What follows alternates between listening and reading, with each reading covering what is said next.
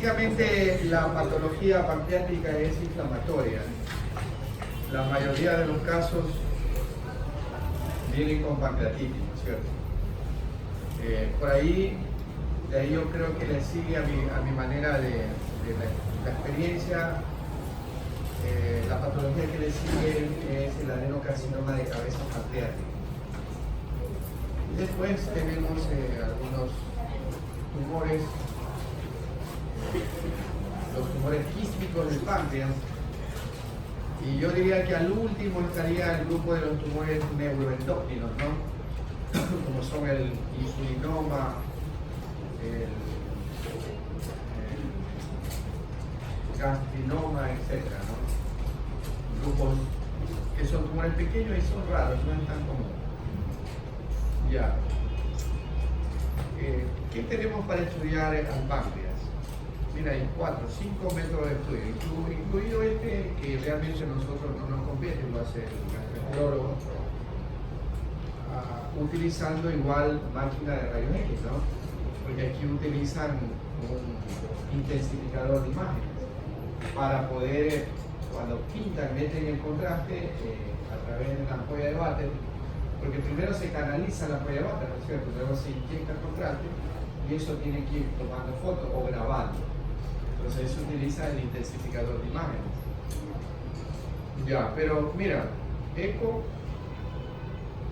bueno, la ecografía modo B, la ecoendoscopía, la tomografía computada, la resonancia magnética. Realmente entre estas 4, esta es la mejor. Entonces, ¿cuál es el mensaje? Que la tomografía computada es el método de elección para ver al páncreas. No, eso no significa de que la ecografía no sirva, ¿no?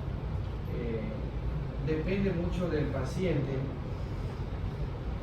y también de la patología que uno busca. Por ejemplo, si es un tumor, de pronto lo ves bastante bien, pero si es un proceso inflamatorio donde el paciente está con un indio reflejo, mucho gas, muy distendido, entonces es difícil el abordaje al páncreas con ecografía.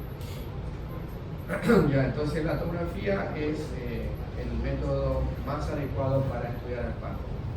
Dale. Bueno, esto ustedes lo pueden leer tranquilamente en cualquier libro.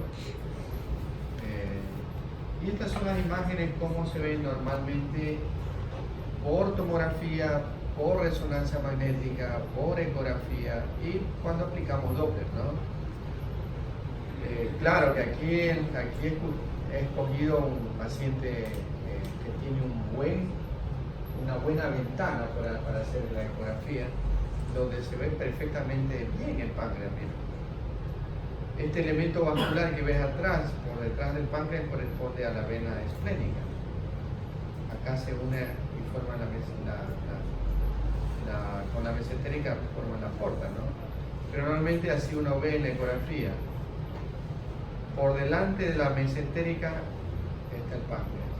Igual acá, ¿no? Este es el vaso venoso, este tiene el páncreas. ¿Ya? El páncreas en tomografía va a tener una densidad bastante parecida al hígado y al vaso. A medida que el paciente envejece, también el páncreas se reemplaza por grasa y cambia su densidad, ¿no? Se hace un poco, ya les voy a mostrar un páncreas atrófico. Igual acá, cuando hay grasa en el páncreas, paciente añoso, ustedes saben que la grasa brilla en la ecografía, entonces se lo ve un poquito más ecogénico el páncreas, ¿no? Ya, en todo caso, este método es muy bueno y hay que hacerlo contrastado, porque los tumores neuroendócrinos no se los ven en la tomografía simple, se los pasan por algo. Tienen una característica, los tumores neuroendócrinos son pequeñitos y son muy vascularizados, entonces cuando tú metes contraste intravenoso se ve fácilmente al tumor, que capta mucho, ¿no? Se hace hipercaptante. Dale. Ahí tienes las mediciones: cabeza, cuerpo y polvo. Entonces aquí tienes un páncreas de un paciente adulto con una densidad homogénea, muy parecido al hígado. Y acá tienes otro paciente, otro páncreas de un paciente añoso. ¿Sí ven la diferencia?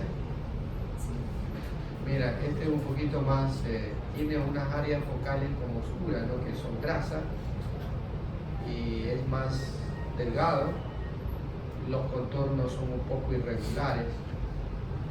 Acá lo vemos bien al páncreas. Entonces, este es un páncreas normal de un paciente añoso, y este es un páncreas también normal de un paciente, perdón, páncreas adulto, paciente adulto, y este es un páncreas normal de un paciente añoso. ¿Ya? Ahora, ojo, los pacientes diabéticos pueden tener páncreas de esta forma, un poco reducidos en tamaño y volumen. Y el otro dato es el páncreas senil, ¿no? El páncreas del añoso. ¿Ya? Una cosa importante que hay que remarcar aquí es los planos de clivaje. Ya les expliqué también qué son los planos de clivaje. ¿Qué viene el plano de clivaje? ¿Qué es un plano de clivaje? ¿Ah? No. Planos de clivaje. Por ejemplo, si tiene un tumor de cabeza de cola pancreática, el cirujano te pregunta, o el oncólogo te dice, ¿cómo están los planos de clivaje peripancreáticos con el estómago, con el vaso o con el riñón? Es una pregunta que siempre lo hacen. En todo caso, un plano de clivaje corresponde a las zonas limítrofes, ¿no? Con los órganos vecinos. Por ejemplo, mira, la grasa peripancreática, en este caso con el estómago, se ve bien. Es decir, el plano de clivaje entre el páncreas y el estómago está bien. ¿Ya? Esta zona. O sea, vendría a ser un plano de clivaje las zonas limítrofes del órgano, ¿no? Por ejemplo, una pregunta clásica que hace el oncólogo en un paciente con un cáncer cervicuterino: ¿y cómo estaban los planos de clivaje con la vejiga y el recto? Porque el cáncer cervicuterino invade a la vejiga y produce hidrofilones. Hoy día había un paciente con un cervicuterino con una hidronefrosis bilateral, tenía hidronefrosis bilateral asociada. Entonces tenía ya tomado a la vejiga y tenía tomado hacia atrás al recto. Entonces son planos de clivaje ya alterados, están infiltrados. Entonces es importante los planos de clivaje, en este caso la grasa peripancreática. ¿Ya? Porque este es un dato a tomar en cuenta en los procesos inflamatorios. Esta grasa peripancreática cambia la densidad. Esto. ¿Ya? Cambia siempre la densidad. ¿Ok? Dale. Dale, pasemos esto. Ya. Pancreatitis aguda, ¿no? Patología más común, como les comenté, del páncreas. Y toda pancreatitis, paciente que llega con pancreatitis, ¿qué tiene que descartar? ¿Ah? ¿Qué hay que descartar? Los cálculos, ¿no? Los cálculos. Sí. Hay que descartar cálculos, hay que descartar barro biliar, hay que descartar microlitiasis. El barro biliar es una causa frecuente de pancreatitis. Incluso el barro biliar no dilata el colédoco. Solamente el barro biliar se chorrea a través del colédoco y eso puede inflamar al páncreas. En cambio, que los cálculos siempre dilatan al colédoco, ¿verdad? La mayoría de las causas, yo creo que aquí está el 90% de las causas, si no es más, de pancreatitis, ¿no? Pancreatitis. Todo paciente que viene con pancreatitis, entonces tienes que hacerle... ¿Con qué vas a descartar esta patología? ¿Qué le pedirías al paciente? Una ecografía, ¿no? Primera ecografía. por ahí de pronto la tomografía y la colangioresonancia, sobre todo para ver al colédoco, ¿no? Ya, hay otras causas que son poco comunes. Esta, por ejemplo, el trauma es no tan infrecuente, ¿eh? Dale. Ya. Ya estas imágenes ya hemos visto cómo se ven los cálculos de la vesícula. Aquí tenemos un calculito en el colédoco, la dilatación de vías biliares, ¿verdad? Entonces, en los pacientes con pancreatitis, por lo general, la mayoría tienen algo de esto. O tienen un cálculo, tienen barro biliar, o asociado con cálculo, o tienen un cálculo en el colédoco. Es raro que un paciente solamente tenga un cálculo en el colédoco sin haber cálculos en la vesícula, es rarísimo. Siempre hay algo en la vesícula. Porque ¿de dónde más se chorreó el cálculo? En la vesícula. No hay de dónde más. Ya, dale. ¿Puedes explicar el número 2? ¿Ah? ¿Puedes explicar el que dice el número 2? Ah, sí, un cálculo, una tomografía con cálculo. La vesícula. Ya. Ahora, ¿qué buscamos? Dependiendo del estudio, ¿no? Realmente aquí estoy empezando con una simple agnomen, pero en la práctica no ayuda mucho, ¿no?, para el diagnóstico de pancreatitis. Es muy poco lo que nos brinda la radiografía, ¿no? De pronto por ahí, tomando una radiografía de pie, podemos ver algo de alguna asa distendida con nivel hidroaéreo, ¿no? Un hilio paralítico. ¿Ya? De ahí es muy vago la radiografía, no da mayor información. ¿Ya? Bueno, cuando podemos ver, vamos a tener las mismas imágenes que vemos en los procesos obstructivos. Es decir, los niveles hidroaéreos siempre de acostado y de pie, ¿no? Pero niveles hidroaéreos significa muchas cosas, no solamente pancreatitis, puede ser una... ¿Qué más puede ser? ¿Ah? Sí, ya te dije, pero ¿qué más puede ser? No, repita. Pueden ser muchas cosas, ¿no? Un cuadro obstructivo,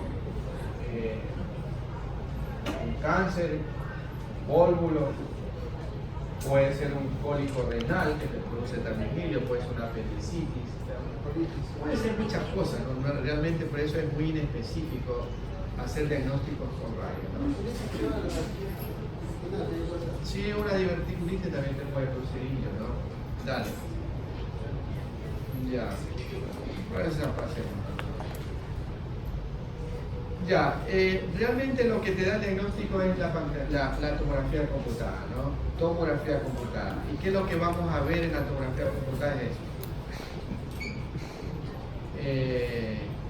El aumento de tamaño del páncreas. Este es el más importante. Aumento de tamaño del páncreas. Lo de acá a veces se ve, a veces no. Pero esto es importantísimo. Tú lo mides y de acuerdo a esto, al tamaño, tú dices pancreatitis y no es pancreatitis, ¿cierto?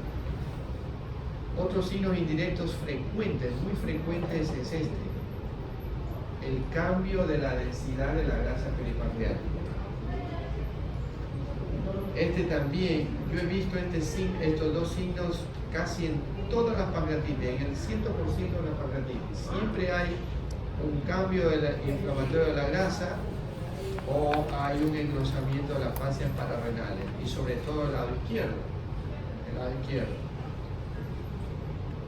Esto es relativo y de acuerdo a la severidad del páncreas, de la pancreatitis, puede haber líquido o no. ¿Ya? Sigamos. Ya vamos a ver las imágenes. Bueno, esto no. Ya, hace algún tiempo usábamos mucho esta escala.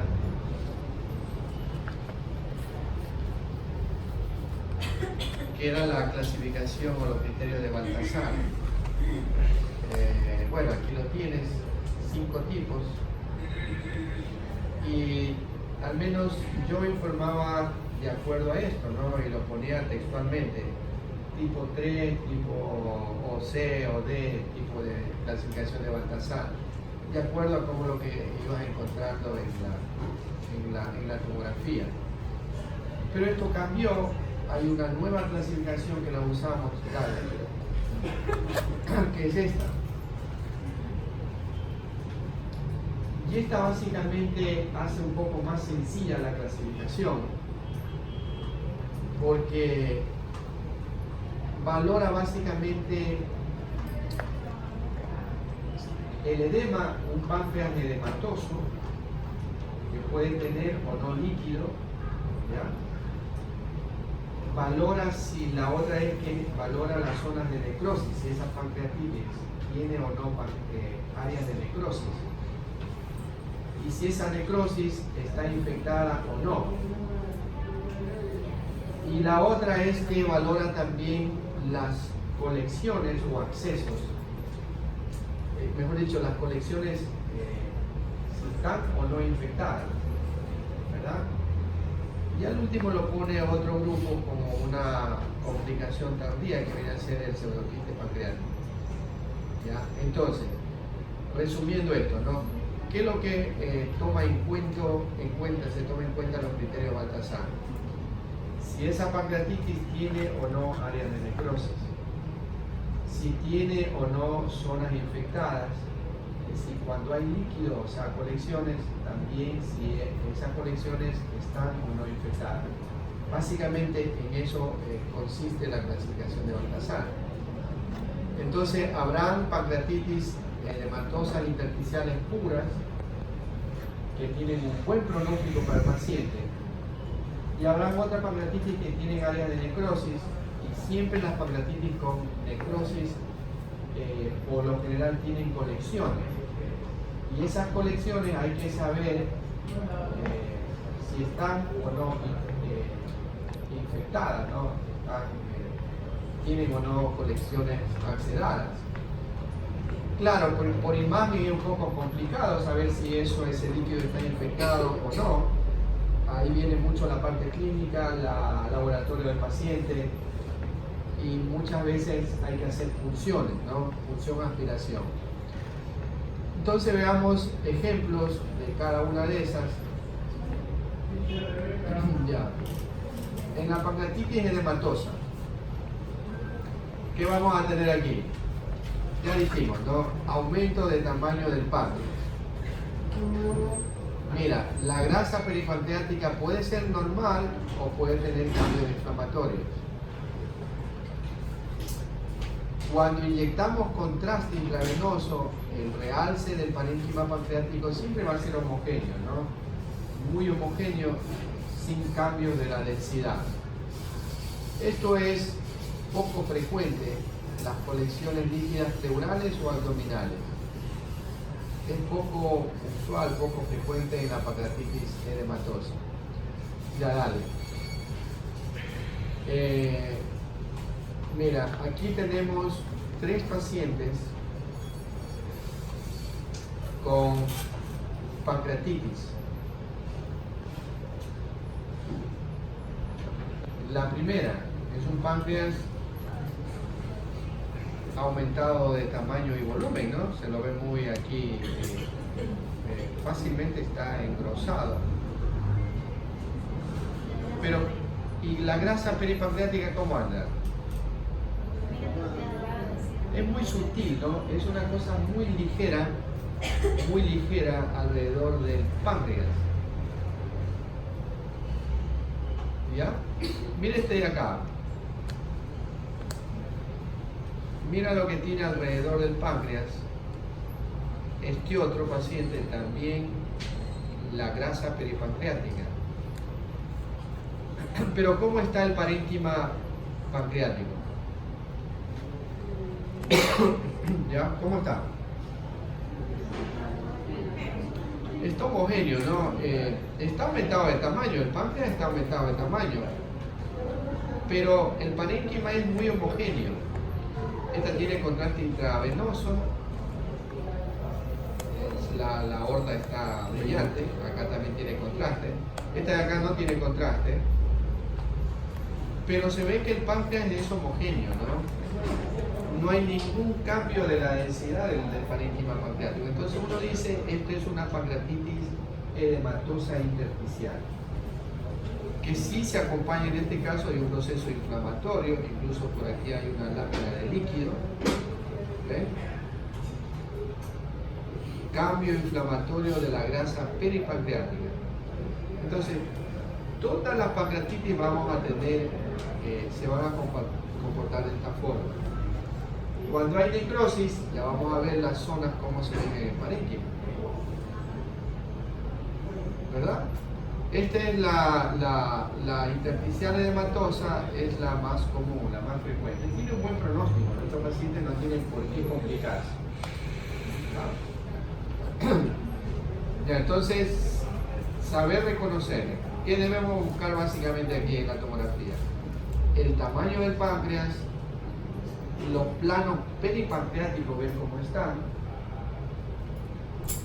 Y cuando usamos contraste, hay que ver cómo es el realce del parénquima, ¿no? Dale la próxima. Mira otro paciente. La tomografía simple y la tomografía contrastada. La aorta tiene contraste. ¿Cómo está el parénquima pancreático? Homogéneo, otra vez, lo mismo, ¿no? Homogéneo. ¿Ya? Pero sí hay un cambio de la grasa, ¿verdad? ¿Sí ven o no? Sí, ¿no es cierto? Mira normalmente cómo es la grasa mesentérica o peritoneal, ¿no? Es oscura, igual que la grasa del tejido celular subcutáneo. Bien oscura, hipodensa. Mira acá cómo está. Se vuelve como isodenso, ¿no? Isodenso, sí, cambia la densidad. Entonces una pancreatitis edematosa. Ya, dale. ¿Y esta qué les parece?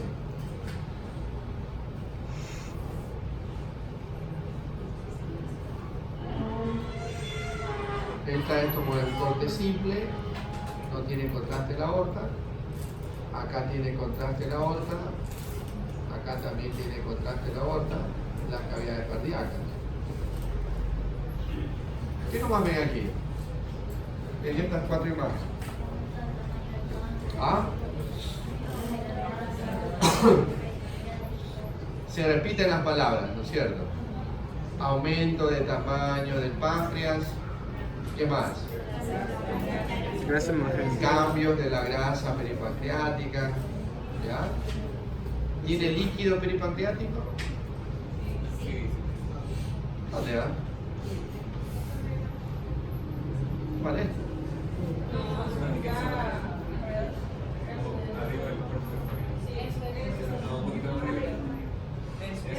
No, pues es grasa. No, es que esto no es líquido, grasa. ¿Qué tiene mira acá, por ejemplo? ¿Qué es esto? ¿Ah? Este es un corte a nivel de las bases pulmonares, ¿no? Entonces, ¿qué será esto de aquí? Derrames, ¿no? Tiene unos derrames pleurales, basales, derrames pleurales laminares basales. La pancreatitis con bastante frecuencia da derrames pleurales. ¿Ya? Pero el parénquima es homogéneo, ¿no? No hay zonas de necrosis. Entonces, pancreatitis edematosa intersticial.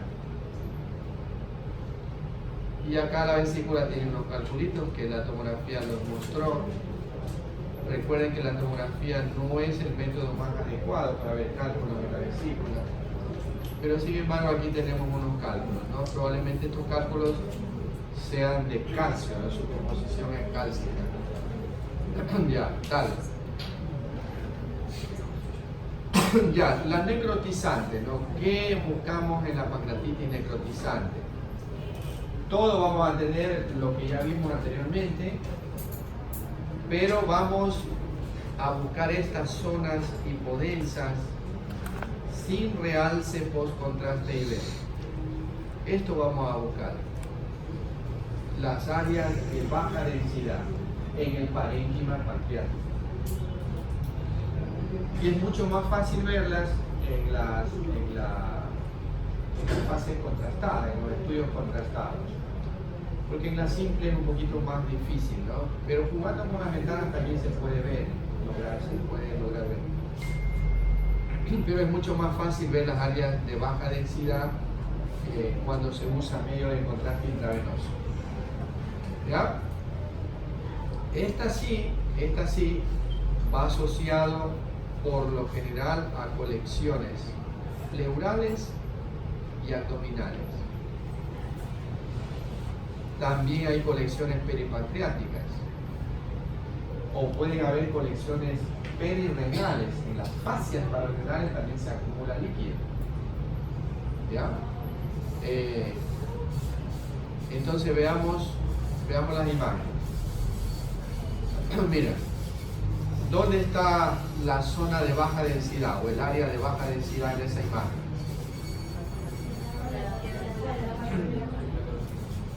La cola, ¿no? La cola pancreática, ¿no es cierto?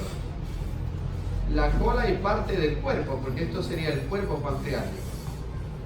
El cuerpo pancreático está bastante homogéneo. Pero mira, desde aquí para acá comienza a verse una zona de baja densidad o hipodensa. Entonces, esto corresponde a necrosis, áreas de necrosis. Entonces nosotros ya la encasillamos como una pancreatitis necrotizante. Y mira cómo cambia el pronóstico, ¿no? La mortalidad aumenta en estos pacientes. La morbimortalidad. En la otra era cero, ¿no? Mortalidad cero en una paciente con pancreatitis intersticial de hematosis. Pero esta no.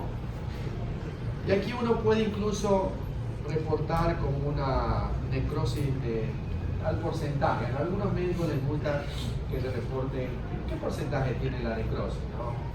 Más o menos, aquí por ejemplo sería ¿cuánto?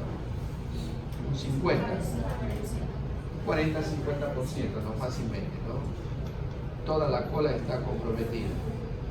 Entonces todas las zonas de necrosis vamos a ver así, hipodensas, como en todo órgano, ¿no? Las necrosis esplénicas, es rarísimo una necrosis, un infarto hepático, por ejemplo, es raro, porque tiene 3 patrones de vascularización básicamente, ¿no? Es difícil que se tape el sistema portal, el arterial, para que se infarte el hígado. Es rarísimo un infarto hepático. Pero todos los infartos se van a ver así, hipodensos. Incluso los infartos cerebrales también se ven hipodensos. ¿Ya?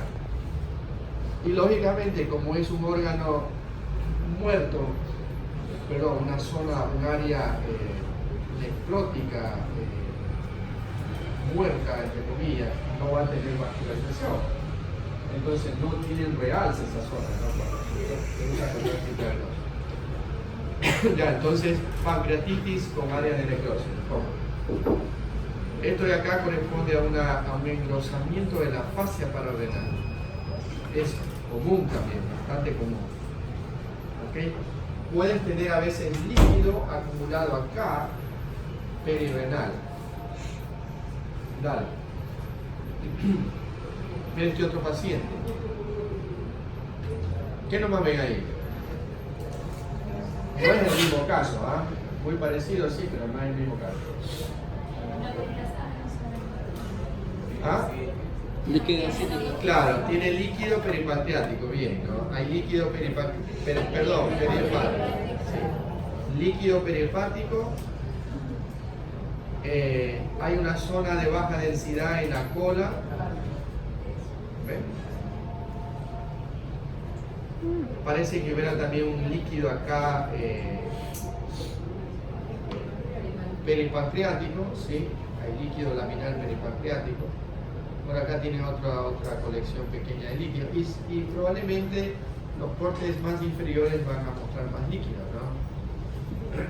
Entonces, ¿Cuál es la clave también? Aquí te preguntan, ¿no? ¿Es una necrosis infectada o no? ¿El líquido está infectado o no?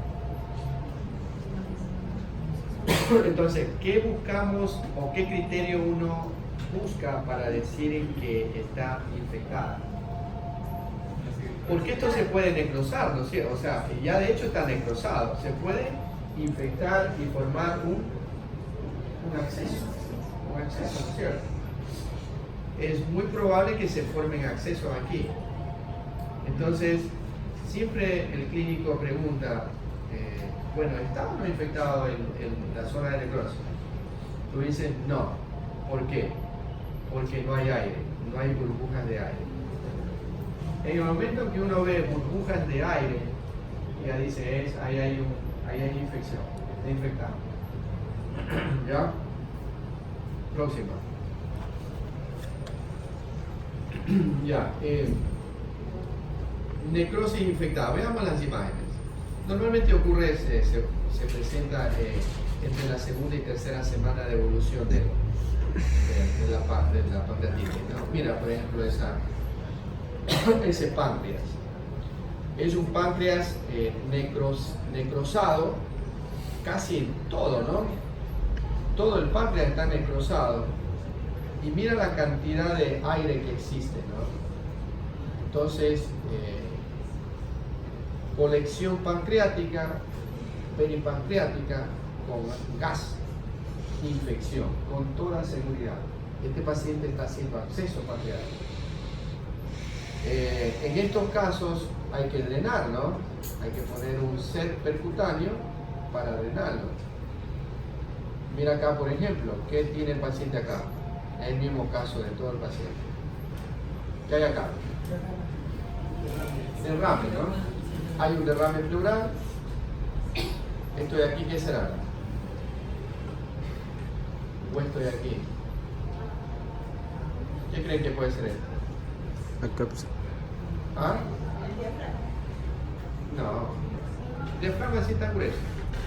La cápsula. Que la cápsula de Gleason. No. Tenga base. ¿Qué podría ser? ¿Esto qué es? Pulmón colapsado, pues, ¿no? Pulmón colapsado. Son atelectasias pasivas, basales. En los dos lados hay atelectasia. Y acá el derrame con atelectasia. Ya, entonces, esta es la clave, uno de los signos que uno busca para pensar en el proceso infeccioso. Ahora, no siempre se cumple, no van a esperar que siempre que haya, si que hay esto, decir que no, a veces puede haber. Entonces todo juega también la parte clínica, ¿no? El laboratorio. Por ejemplo, este paciente debe estar en un estado séptico, en malas condiciones hemodinámicas, con leucocitos por el cielo, ¿no? Altísimo, ¿no? Entonces ayuda mucho también para hacer el diagnóstico. Esta imagen quiero que se grabe. Esto corresponde a la fascia pararrenal. Normalmente la fascia pararrenal no se la ve en tomografía computada. En el momento en que está gruesa, ya significa que hay un proceso inflamatorio. Y los engrosamientos de las fascias pararrenales solamente lo da la pancreatitis y las pielonefritis. ¿Ya? Entonces, este paciente no tiene pielonefritis, lo que tiene la pancreatitis. Engrosamiento de las fascias pararrenales. Dale. Ya, esta colección peripancreática, pregunto, ¿está infectada o no? ¿Tiene contraste? ¿Qué pensaría? Aparentemente el parénquima está homogéneo, ¿no? Está homogéneo, mira. No hay zonas de necrosis. Hay líquido peripancreático. Entonces el cliente, su médico tratante te pregunta, ¿está infectado ese líquido? ¿Qué le va a contestar? ¿Ah?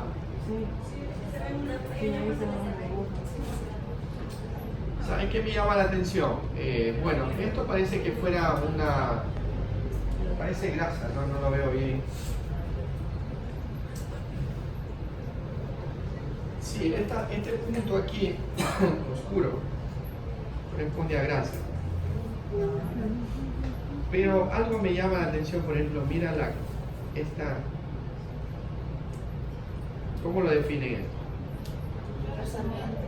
¿Ah? El borde, la cápsula, ¿no es cierto? La cápsula. La cápsula, ¿no? Parece que hay una cápsula que se ha formado y ha realzado con el contraste, tal cual como el acceso hepático que puse en el examen. Normalmente las colecciones no tienen cápsula, pero en el momento que tú ves que hay una aparente cubierta, entonces, tiene cápsula, entonces hay una colección. Probablemente esta colección esté infectada. ¿Ya? Hay que biopsiar, ¿no? Hay que ver cómo están los leucocitos del paciente, su estado general, cómo está. Pero se podría biopsiar, ¿no? Meter una agujita. Se puede perforar al estómago, no pasa nada. Con aguja fina y lo aspiran para cultivo. ¿Ya? Dale.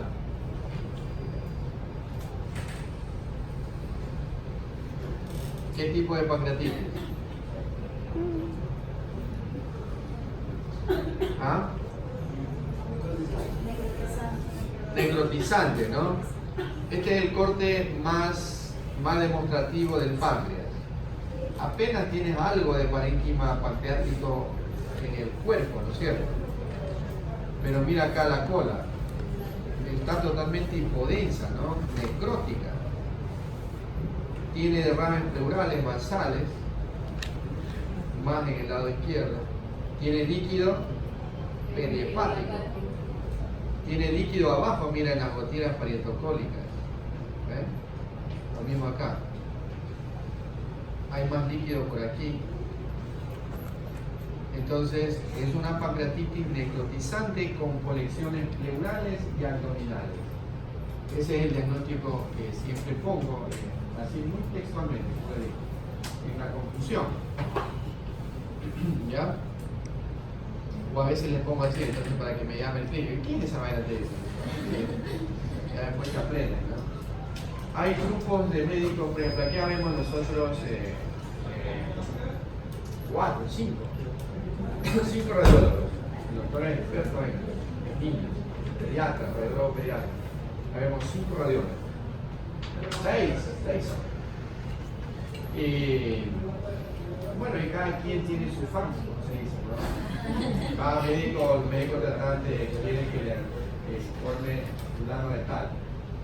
Porque en eso es, bueno, esa es la confianza que tiene el médico clínico. Que hagan, yo siempre, los chicos aquí, por ejemplo, han venido recién de la Argentina. Y siempre el radiólogo tiene que hacer una conclusión al final. Tiene que poner un diagnóstico. Y a veces los radiólogos no ponen el diagnóstico, hacen toda una descripción. Páncreas aumentado de tamaño, con área de baja densidad en la cola, con líquido perihepático, etc. Pero no hay una conclusión. Y el médico tratante se cabrea por leer tanto y no tiene una conclusión. ¿Quién no me pone nada de tema? Entonces comienzan a llamar. Oye, fulano de tal hace un informe y no concluye. Porque también les habla tu madre. Tienen que concluir. Siempre el radiólogo tiene que hacer una conclusión. Mal o bien tiene que hacer una conclusión. ¿Ok? Dale. Ya, esta es una complicación de las pancreatitis, sobre todo las pancreatitis como ya hemos visto, de las pancreatitis necrotizantes. Generalmente se forma a las 4 semanas de evolución. Y vamos a ver como todo acceso, ¿no? Dale, como todo acceso, con cápsula, son hipodensos que tienen líquido y tienen aire en este caso. ¿Ven? Y también hay que buscar el realce de la cápsula, ¿no? Cuando se usa contraste. Esta tiene contraste y esta también tiene contraste. Este es simple. Ya, por ejemplo, aquí vemos un acceso del cuerpo, sería pancreático o peripancreático. ¿Ya? Recuerden que se puede formar el acceso en el páncreas, en la necrosis del páncreas, o también se puede formar el acceso en la colección. ¿Cierto? Ya, entonces, este paciente hay que drenarlo, los accesos, ¿no? Dale. Ahí está la pregunta. ¿Acceso o pseudoquiste? El mío paciente. Imágenes contrastadas. ¿Qué pensaría? ¿Por qué? Por la pared, no, correcto. Por la pared, sí. Por la pared está gruesa y hay un realce moderado, ¿no? ¿Cómo sería pseudoquiste? Es más fino, ¿no? La pared es más fino, la pared del pseudoquiste es mucho más finita. Ya te voy a mostrar un pseudoquiste. Ya, este paciente, por ejemplo, se le hizo un drenaje, muy fácil el drenaje, ¿no? Mira, por aquí fue un acceso parcial. No tiene gas. ¿Ya? Entonces, no siempre los accesos evolucionan con gas. Dale. Esta también es una complicación tardía, más de 4 semanas, el pseudoquiste pancreático. Incluso estos pacientes están ya en su casa comiendo, haciendo su rutina diaria, pero a veces sienten molestias, ¿no? Una pesadez en la boca del estómago, o comen y se llenan fácilmente con poca cantidad de alimentos. Entonces uno sospecha y el antecedente de la pancreatitis, ¿no? Siempre el pseudoquiste pancreático tiene que tener un antecedente de pancreatitis. Ya. Entonces vamos a buscar estos criterios en el pseudoquiste. Dale. Claro, esta te queda la duda, ¿no? ¿Ven? Parece acceso.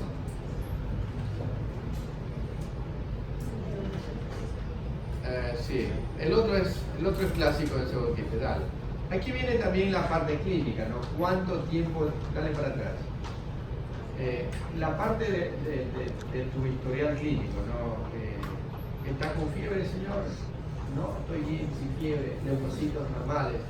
Entonces te queda un pseudoquiste, lógico. ¿Ya? Puede haber dolor en ese caso. Cuando es acceso sí duele, claro, duele. El pseudoquiste no duele mucho. Dale al otro paciente. Mira, este paciente es un conocido. Realmente no tenía mayor sintomatología este paciente.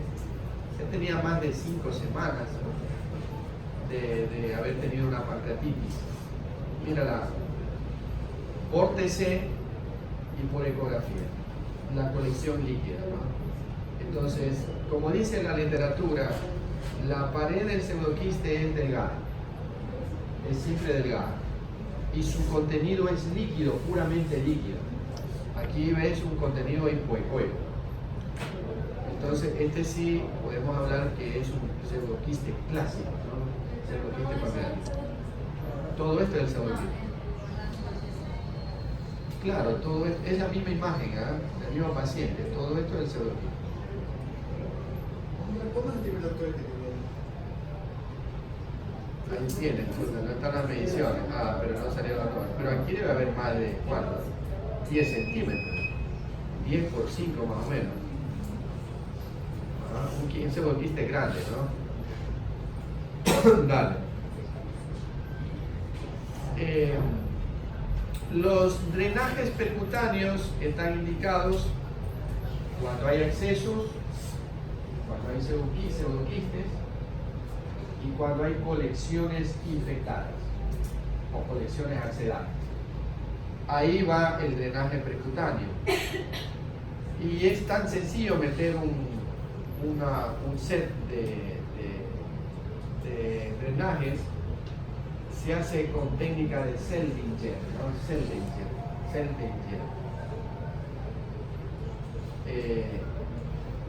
O a veces se hace por punción directa, ¿no? Dependiendo del tamaño de la colección o del pseudoquiste.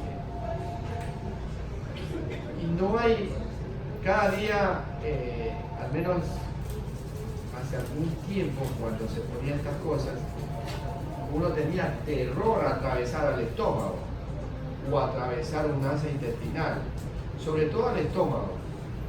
Entonces ahora recomiendan hacer los drenajes. Si no tienes una buena ventana por acá, porque se te puede interponer el colon, entonces recomiendan hacer las punciones a través del estómago. ¿Ya? Se lo perforan. Mira aquí, por ejemplo, hemos atravesado este es el último paciente que hicimos, paciente del MSP. Lo atravesamos al estómago. La punta del drain está acá, del catéter. Acá. No pasa nada, ¿no? Se lo retira a los 15 días, 20 días cuando ya no haya, ya no drene. Y lo que se hace es una fístula. Cuando tú dejas puesto un catéter, a los 15 días se forma la fístula.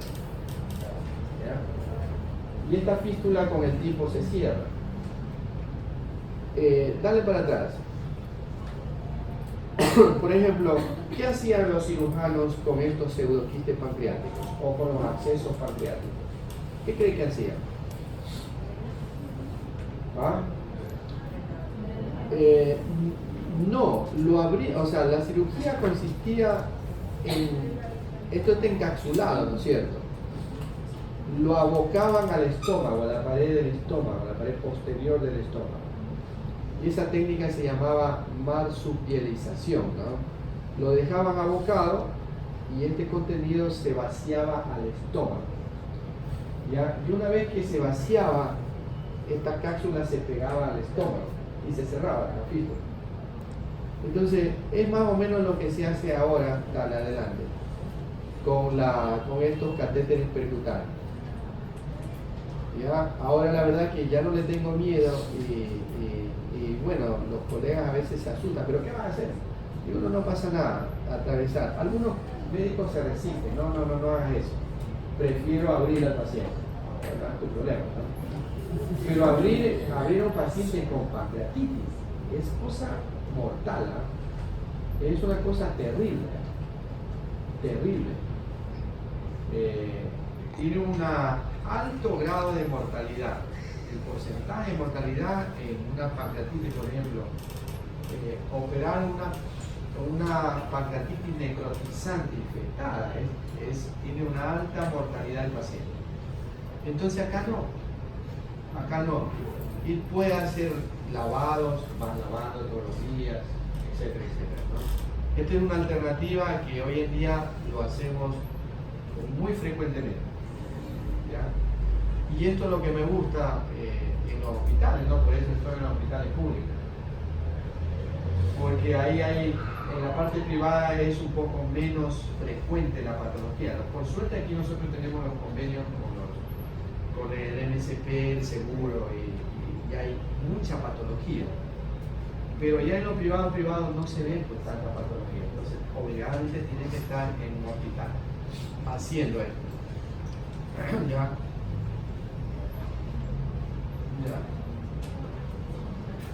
Ya, vaya nomás. ¿Qué apellido es esto? Ah, no, ya no ven la lista. Ya, yo creo que por ahí dale la otra. Ya, con esto terminamos. Pancreatitis crónica.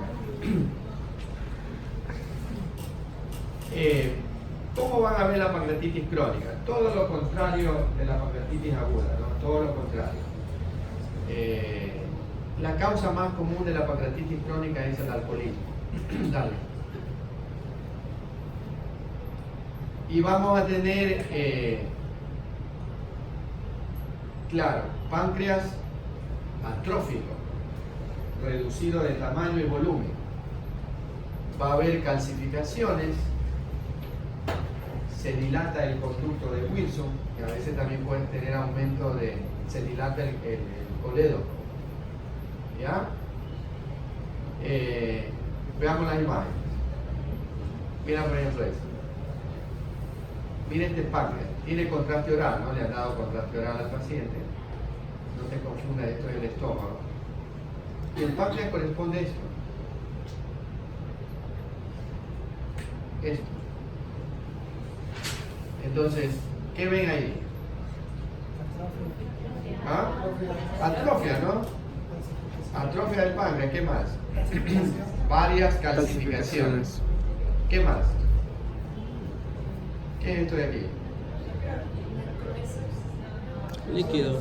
No, este paciente ya tiene tiempo de haber tenido una pancreatitis.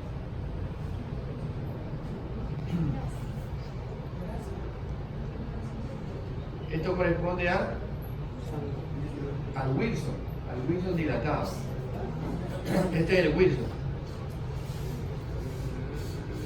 Las las calcificaciones pueden estar en el parénquima o pueden estar intraductales.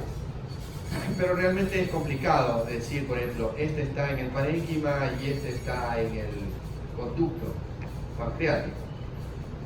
¿No? Dale otra. Todas se parecen. Mira este páncreas. Este es el páncreas. No hay parénquima pancreático. Y esto es el Wilson dilatado.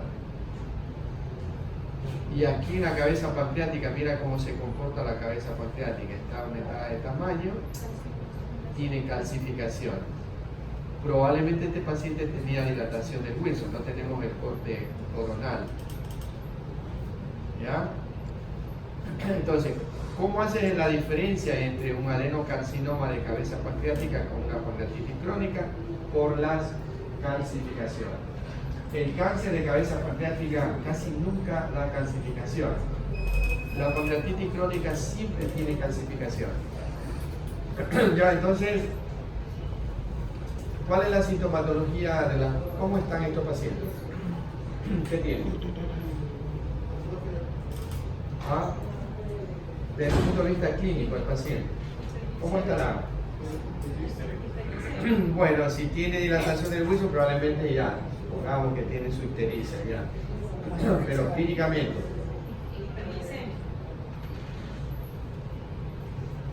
Claro, hacen diabetes, ya, diabéticos, ¿no? Esta es una causa, estos pacientes con pancreatitis crónica hacen diabetes, sí, son diabéticos. Pero, ¿cuál es su sintomatología mayor?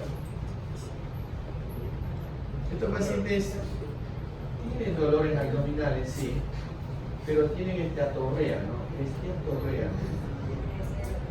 Tienen esteatorrea. Todo paciente con esteatorrea tiene que buscar pancreatitis crónica. ¿Ya? Dale.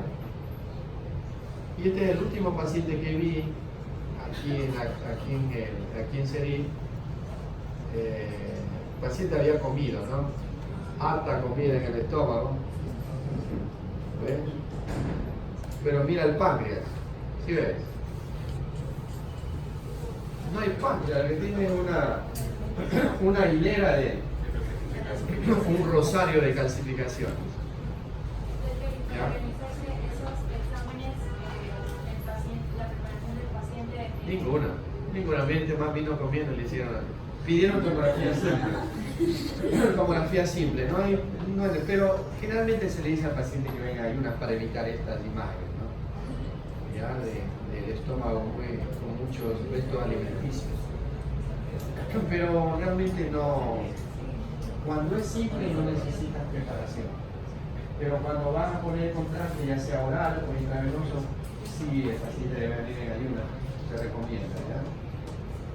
Ya este es el último que vimos. Anoche me encontré con este paciente y esta imagen lo puse.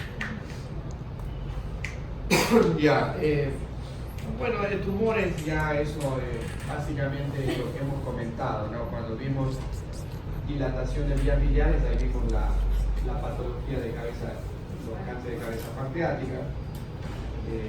lamentablemente el tumor pancreático sigue siendo un diagnóstico tardío. Por eso es que el paciente con cáncer de páncreas casi tiene ya comprado su tag, ya básicamente dirigido a irse de este mundo, ¿no? Porque son diagnósticos tardíos. Porque un cáncer de páncreas se puede operar, tiene quirúrgico, ¿no? Siempre y cuando lo llegues a tiempo. Por ejemplo, incluso el mismo adenocarcinoma de la cabeza pancreática, si tú lo descubres a tiempo, sin que el paciente llegue todavía a la ictericia, probablemente ese paciente tiene ahí, está localizado, se sabe, o sea, tiene un pronóstico bastante bueno los pacientes con cáncer. Pero insisto, ¿no? El problema es lo tardío que llegamos al diagnóstico. Porque nadie se hace una tomografía para ver páncreas, nadie se hace. ¿Ya? Todo se hace, ¿sí? Se te hace una endoscopía, se te hace colonoscopía, pero no te hacen la tomografía para ver páncreas. Sí le mostré el caso de la señora del bypass, de la manga gástrica, ¿no? Falleció la señora. Falleció porque le hicieron el CEPRE y le perforaron el duodeno. Y le entraron a quirófano como más de 10 horas en quirófano y se ha complicado y falleció. Mire esta señora, mire ese es el ejemplo más práctico. Esta señora fue hace 4 semanas sometido a una manga gástrica. Le hicieron colonoscopía, le hicieron endoscopía, todo, pero nadie le pidió una tomografía. Ya tenía OCA de cabeza pancreática. Sí. Bien. Entonces, ojo, ¿no? El examen de elección para páncreas es la TC. Y ya es la TC contrastada, con contraste intravenoso más que sea. Porque los tumores neuroendocrinos de la simple no lo es, porque son muy pequeños y tienen una densidad muy parecida al parénquima pancreático. ¿Ya? O sea, siempre que se pide más de páncreas, Tiene que ser con contraste intravenoso, sí, con contraste intravenoso trifásico. Por el tema de los tumores neuroendocrinos, si bien es cierto son poco comunes, pero por ahí puedes tener alguno y se te pasa en la simple. Ya listo. Bueno, alguna pregunta, yo creo que ahí terminamos.